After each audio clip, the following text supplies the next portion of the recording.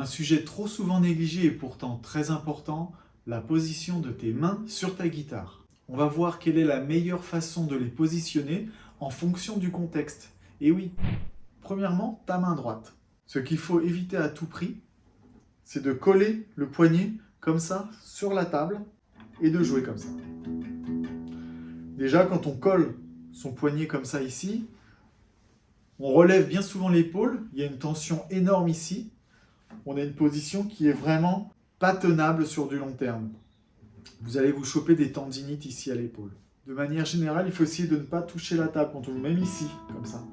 Derrière, il faut éviter. C'est bien d'avoir une main libre en général. La main doit être libre, avec le bras qui repose sur la guitare, comme ceci. Et là, pour faire des rythmiques, on est très bien.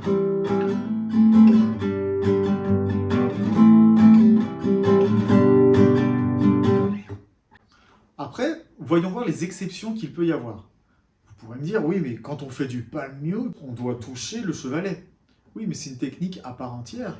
Il faut savoir que quand on débute, on ne commence pas avec du palm mute. Donc on commence à avoir une position libre. Et puis quand on commence à progresser, on apprend à, de temps en temps, poser la paume sur le chevalet.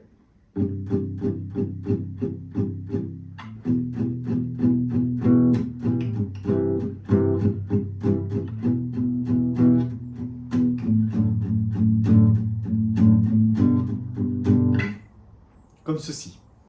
Mais sinon, la plupart du temps, on joue avec le poignet décollé.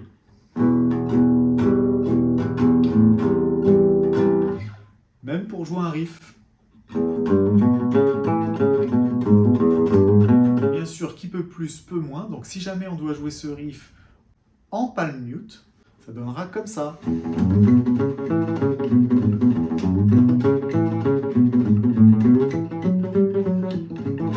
Et également, quand on joue au doigt, on a le poignet qui est décollé de la table.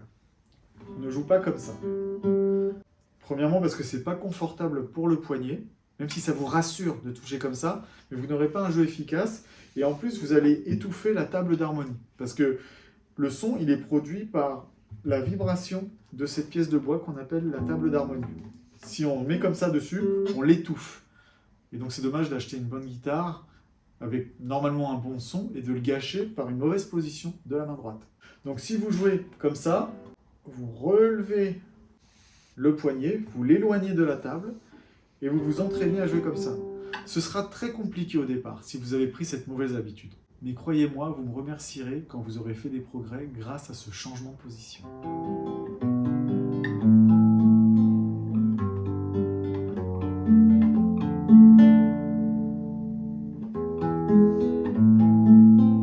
Après, bien sûr, il y a des exceptions. Dans certains styles de finger picking, on joue avec le poignet collé ici pour étouffer les basses.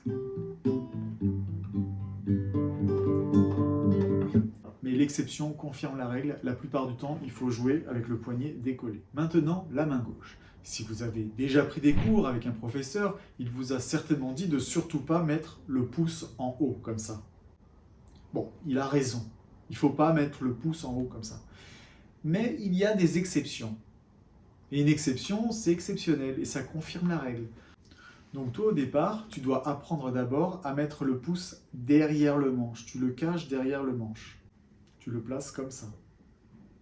Ça va te permettre ici d'avoir une position de main adéquate, c'est-à-dire une position arrondie. Les doigts arrivent de manière...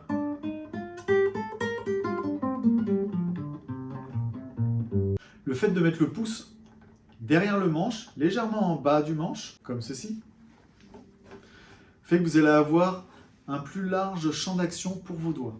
D'accord ? Si j'essaie de faire la même chose en mettant le pouce en haut, bah vous voyez, mes doigts sont raccourcis. C'est comme si je perdais une phalange. Donc à moins d'avoir les doigts très longs, du talent à la Jimi Hendrix et beaucoup d'expérience, commencez comme ça, avec le pouce en bas du manche, caché derrière. Bien sûr, comme toujours, il y a des exceptions. Pour certains accords, j'ai remarqué que le fait de mettre le pouce en haut permettait de faciliter l'exécution de celui-ci. Par exemple, un Do majeur, si on le fait avec le pouce en bas, bah, je ne sais pas pourquoi, mais je trouve que ça fait un petit peu mal à la main et que ce n'est pas très pratique. Alors que si je mets le pouce en haut comme ça, avec les doigts légèrement en diagonale, donc pour toutes les positions de Do, je conseille de mettre sa main comme ça, doigt en diagonale, paume, pouce en haut, entre guillemets, tout l'inverse de ce qu'on nous apprend au conservatoire. Mais la plupart du temps, on joue avec le pouce derrière le manche et la main bien arrondie comme ça. Seconde exception, certaines personnes utilisent le pouce pour jouer les bases des accords.